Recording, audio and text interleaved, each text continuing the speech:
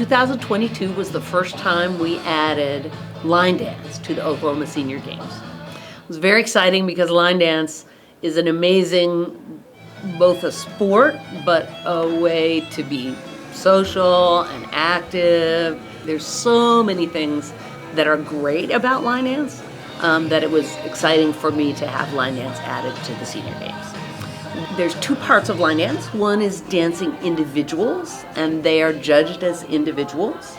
There were more people that did teams divisions, and quite often people that like to do line dance learn as a group, right? So they either take classes as a group or they have a group that social dances together, and so they can do a team routine and enter the things they've learned as their group, which is a lot of fun.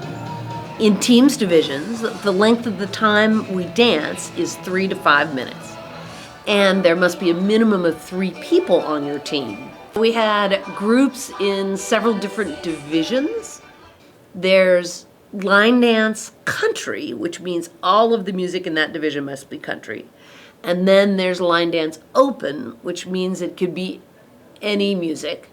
Then there's line dance cabaret, and cabaret is sort of anything goes. It doesn't have to be a repetitive dance like a normal line dance. Anything goes.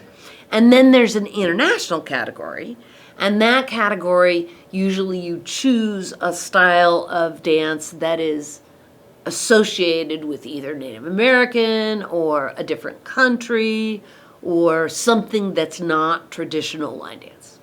Each group decides not only their music, but what dances they're gonna do to their music. So every group performance is different from each other. The judges we had were all professionals, and they love what they do.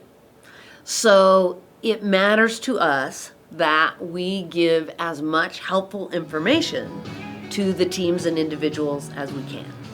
So not only are we looking for how we're gonna place them, but we also want to make notes on how we can help them match better, how we can help them stay more balanced by telling them how to put their feet, how we can maybe improve how they dance as a team. So the more information we can give people, the better it is for them in the long run.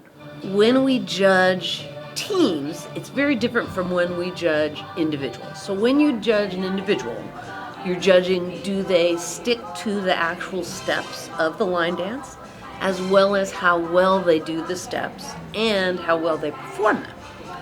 When you're judging a team, you are judging their performance, but you're more judging how precise they are and how well they match each other, because they could be doing steps to any dance. They might have created their own dance. And when we judge, we take lots of notes, but we can't actually give anybody feedback in the middle of the competition because it could then affect the competition.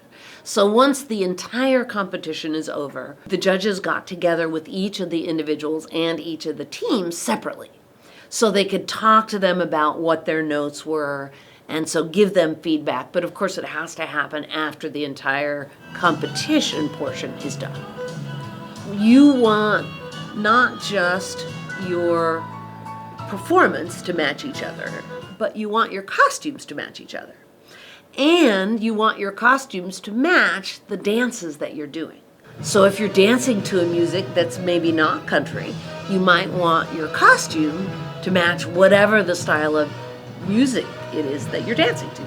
Whereas if you're dancing to country music, you want your style to match your costume and the style of costume that you choose to match the music. We had so much fun trying to pick out what we were going to wear, number one, because we wanted to be cute. And then we also had to pick a time for us all to get together on a regular basis. We picked our songs, we practiced. As we got closer, we did a little side practicing other than our normal dances, just so that we could be at the best that we could be.